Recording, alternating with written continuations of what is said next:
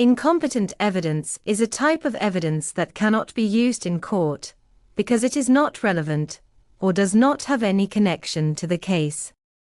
For example, if someone is on trial for stealing a car, evidence about their favorite color, or their job would be considered incompetent, because it does not have anything to do with the crime they are accused of. However, sometimes incompetent evidence is still used in court.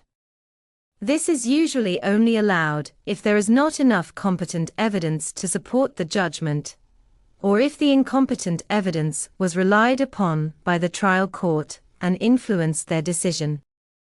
Overall, incompetent evidence is not useful in court, because it does not help to prove or disprove the case at hand.